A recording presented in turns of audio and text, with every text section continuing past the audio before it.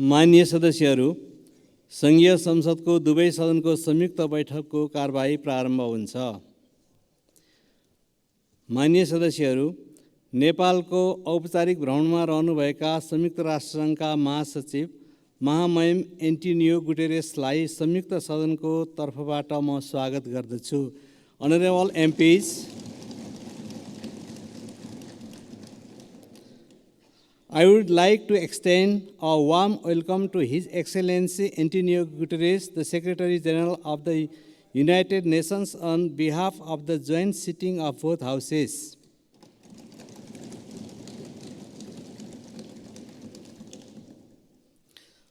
माननीय सदस्यहरू, म महासचिव महामहिम एन्टोनियो गुटेरेसलाई संघीय संसदको दुवै सदनको संयुक्त बैठकलाई सम्बोधनको लागि अनुरोध गर्दछु। Honorable MPs, I would like to request His Excellency Antonio Guterres to address the joint sitting of the both houses of the Federal Parliament.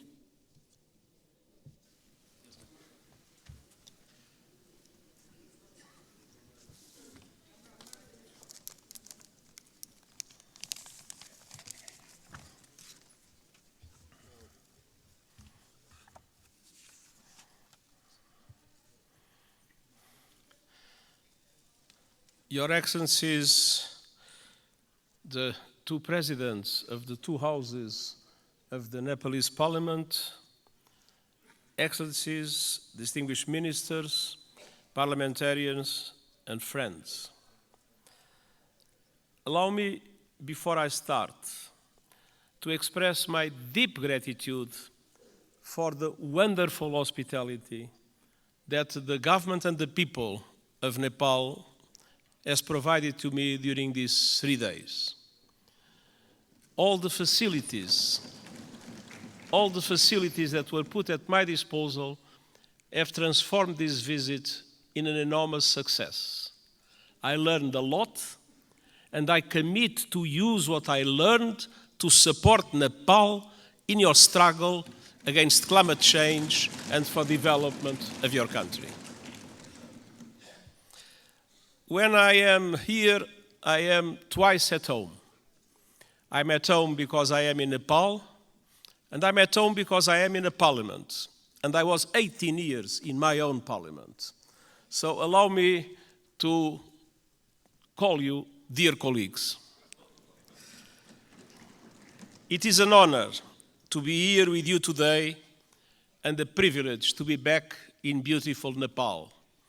My first visit was in 1978. And every time I have visited, I have been astounded. And this trip has been no exception. What I've seen and experienced in the past few days will stay with me always. The sunlight hitting the Himalayas, the warmth of the people, the richness of your cultural diversity, and of course, the sanctity of Lumbini. I thank the government of Nepal for your invitation, your hospitality, and your welcome to me and to my delegation. Excellencies, we meet today amidst a world in turmoil. Decades of progress on poverty and hunger are being reversed in large parts of the world. Inflation is undermining household and national budgets. Families and countries alike face financial crises. Women are underrepresented and underpaid. And I recognize the enormous effort that Nepal is doing in the way for gender equality, full gender equality, and I praise your efforts and its results. Violence and conflict abound. While the conflict in the Middle East is thousands of miles away, Nepalis were among the many victims of Hamas' brutal attacks in Israel. I send my sincere condolences to the families of the 10 Nepalese students who were killed and express my best wishes for the safe return of Mr. Bipin Joshi, who is missing. Distinguished parliamentarians, as geopolitical tensions rise, global divisions are becoming deeper and more dangerous. and smaller countries fear becoming collateral damage in competition between the great powers. And climate catastrophe is accelerating with a deadly force. In responding to this crisis, the world could learn much from Nepal. This country is a promoter of peace, a champion of multilateralism, and a staunch supporter of sustainable development and climate action. Nestled between two great powers, you have forged your own paths to safeguard your sovereignty and your independence. And your journey over the past 20 years has been wonderful to see. A new republic with a new constitution as the UN Charter at its heart. You were quick to embrace the Sustainable Development Goals and are making progress on many of them, independently of the difficult financial conditions that developing countries face in today's unfair world. Your country has successfully calmed the storms of conflict and moved from war to peace, a process the United Nations has been proud to support. Dear parliamentarian colleagues, Nepal does not stand still. Your dynamic story of progress continues today. Your graduation from least developed countries status is imminent, and the United Nations is committed to supporting a smooth transition. And you are preparing the final stages of our Nepalese-led peace process, healing the wounds of war through transitional justice. A process to bring peace to victims, families, and communities haunted by questions and scared by injustice, and help put the past to rest. Transitional justice can play a vital role in securing lasting peace, but we all know it's not easy. By nature, it's a delicate and complex process. We know that transitional justice has the greatest chance of success when it is inclusive, comprehensive, and has victims at its heart. When it centers on truth, reparation, and justice, when women participate fully, and when all victims of human rights violations can find meaningful redress. And I welcome efforts here in Nepal to drive progress and find solutions in this regard. And I want to tell you are not alone. The United Nations, respecting the Nepalese leadership of this process, stands ready to support you with your victim-centered process and its implementation in line with international standards, your own Supreme Court's rulings. The United Nations and Nepal are old friends. Our cooperation runs deep. Nepal has long been a cherished member of the UN family and a powerful voice for developing countries, most recently as chair of the Least Developed Countries Group. And this relatively small country compared with the big powers has made an outsized contribution to international peace. Of all the countries on earth, Nepal is the second largest contributor of troops to United Nations missions, military and police. I'm sincerely grateful to the Nepali people for their dedication, their courage, and their service in peacekeeping. And I would like to take a moment and ask for one moment of silence to honor those Nepalese who have lost their lives serving under the blue flag.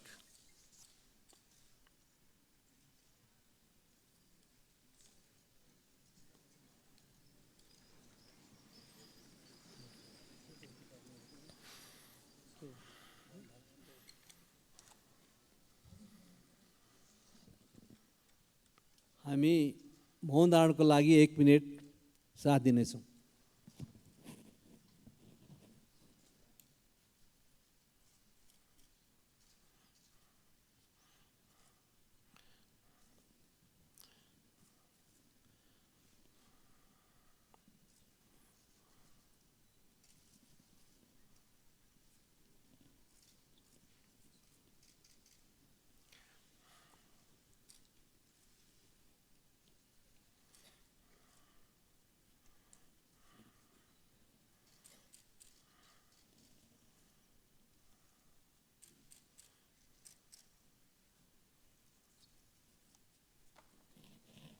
Thank you. Their memory will never be forgotten, and the United Nations is proud of the exceptional contribution of Nepalese soldiers and police officers in our peacekeeping missions. Dear parliamentarian colleagues, on climate action, Nepal is a frontrunner. You are on target to reach net zero emissions by 2045. Thanks to extraordinary reforestation efforts, trees now cover almost half of the country. And you are one of the pioneers of the Early Warning Systems for All initiative, which aims to protect every person on Earth by 2027. Yet global crises are hitting Nepal hard, as they are developing countries around the world.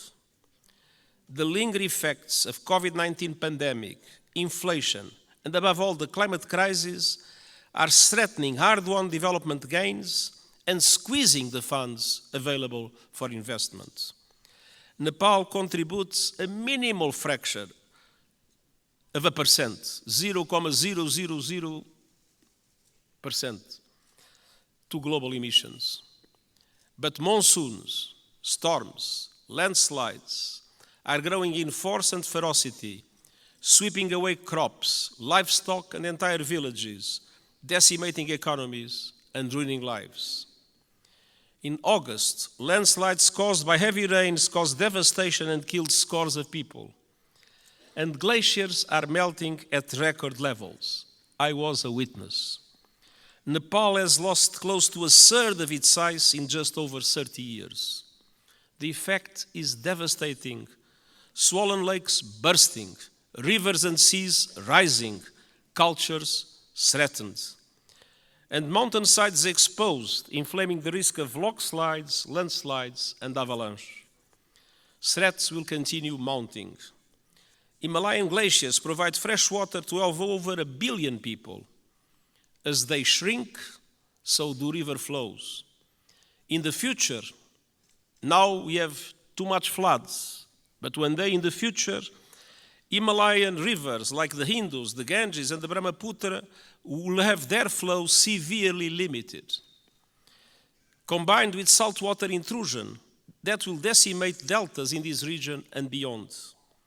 That could mean low-lying communities and entire countries erased forever. Millions of people on the move and fierce competition for water and land. Nepal is now one of the countries that is suffering the most, but other South Asian countries might become in the future terrible victims of the receding glaciers of Nepal. Dear parliamentarian colleagues, what is happening in this country as a result of climate change is an appalling injustice and a searing indictment of the fossil fuel age. I am deeply concerned by those communities in Nepal facing the brutal impacts of the climate crisis. The United Nations stands with them. The world must do the same.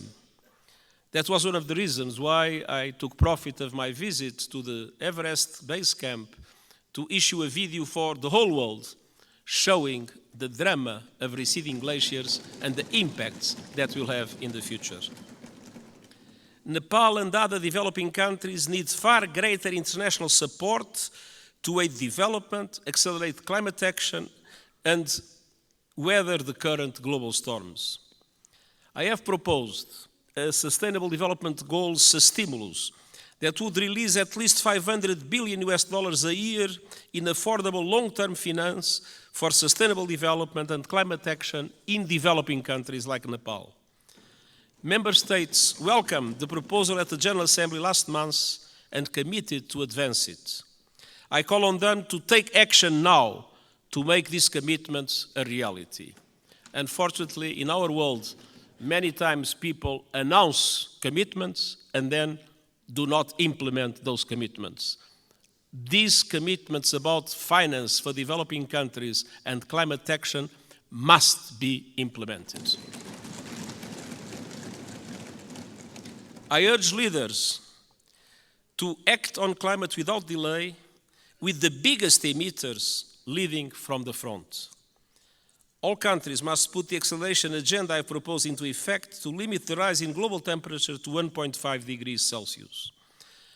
and they must make COP28 count with a strong outcome building on the so-called global stocktake. And we also need to deliver climate justice.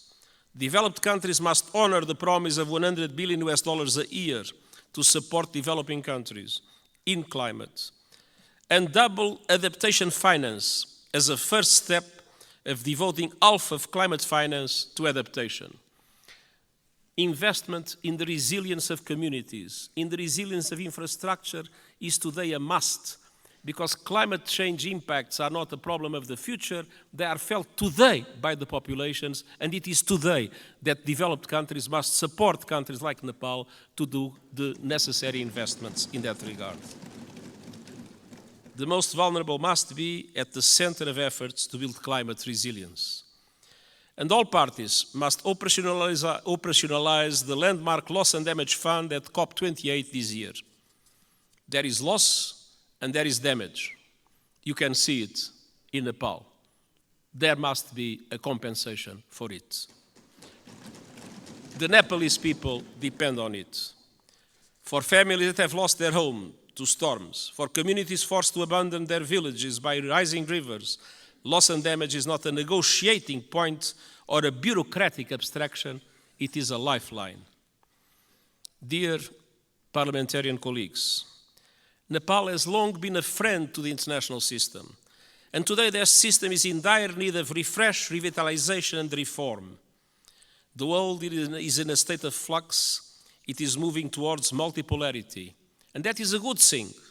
A multipolar world provides new opportunities for leadership and balance on the global stage. But this new dynamic requires strong multilateral institutions to maintain peace. History shows us that. At the beginning of the 20th century, Europe was multipolar, but without strong multilateral institutions, it descended into war that engulfed the world. That is not a risk we can take. We need strong international reformed institutions that reflect the realities of today. But ours, like the Security Council or the Bretton Woods system, mirror the world in which they were founded almost 80 years ago. They correspond to 1945. They do not correspond to what is the world in 2023. That must change. Developing countries must have far greater representation in international institutions. I have called for reform of the outdated United Nations Security Council, and I have proposed measures to reform the global financial architecture so that it better represents developing countries and responds to their needs. And these proposals are gaining traction at this year's United Nations General Assembly and beyond. But of course, there is always the resistance of those that benefit from the present unfair systems. The United Nations Summit of the Future next year is an important chance to push further progress, and I count on Nepal's support to help make the change we need a reality. Dear parliamentarian colleagues, multilateralism must both reflect the world and respond to it. That means creating the institutions and tools we need to address new threats and to seize new opportunities. Today, technology is an example of both. It can solve problems and spur development, or it can entrench divisions and inflame inequality. Today, it's doing too little of the former and too much of the latter. We need a global response to the technologies that are changing the world at astonishing speed, to harness them for the good of humanity. And all countries must have a say, not only the most rich countries in the world that have more resources to develop those new technologies. My high-level board on artificial intelligence includes experts from G77 countries, the Global South. It will report this year, so member states can consider global governance options for artificial intelligence. And it must also bring the benefits of technology to all and ensure that a new technological era, no one is left behind. This is the purpose of the Global Digital Compact the United Nations is proposing. It aims to bring together governments and industry to ensure that technology works for all and accelerate the Sustainable Development Goals. And I hope the Summit of the Future will be an excellent chance to push progress. As a steadfast champion of multilateralism, peace, and developing countries' interests, Nepal will be a vital ally at the summit. Dear parliamentary colleagues, it has been my great pleasure to visit this extraordinary country over the past few days. What I've seen confirms a simple truth. Nepal is a friend of the world, so the world must be a better friend to Nepal. And the United Nations will never stop fighting to make that a reality, and I thank you.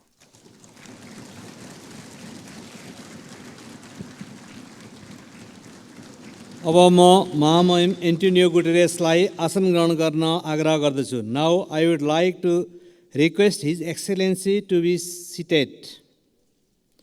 माननीय सदस्यहरू, संयुक्त राष्ट्रसङ्घका महासचिव महामहिमबाट आज सङ्घीय संसदको दुवै सदनको संयुक्त बैठकलाई भएको सम्बोधनप्रति निम्नलिखित धन्यवाद प्रस्ताव प्रस्तुत गर्दछु. धन्यवाद प्रस्ताव. संयुक्त राष्ट्रसङ्घका महासचिव महामहिम एन्टोनियो गुटेरेसबाट नेपालको सङ्घीय संसदको दुवै सदनको संयुक्त बैठकलाई गर्नुभएको सम्बोधनको लागि संयुक्त सदनको यो बैठक महामहिमप्रति धन्यवाद ज्ञापन गर्दछ.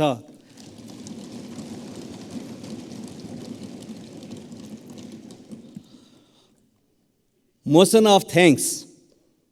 This joint sitting of the Federal Parliament of Nepal expresses its gratitude to the Secretary General of the United Nations, His Excellency Antonio Guterres, for his address to the joint sitting of the both houses of the Federal Parliament.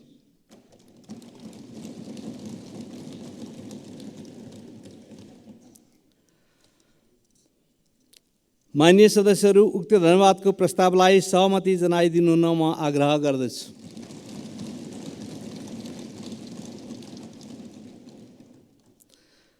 माननीय सदस्यहरू, यो बैठक स्थगित भए पश्चात सम्पूर्ण माननीय सदस्यहरू आफ्नो स्थानमा उभिएर महासचिव महामहिम एन्टोनियो गुटेरेसलाई बिदाई गरिदिनु हुन म आग्रह गर्दछु. माननीय सदस्यहरू, सङ्घीय संसदको दुवै सदनको संयुक्त बैठक यहीँ स्थगित हुन्छ.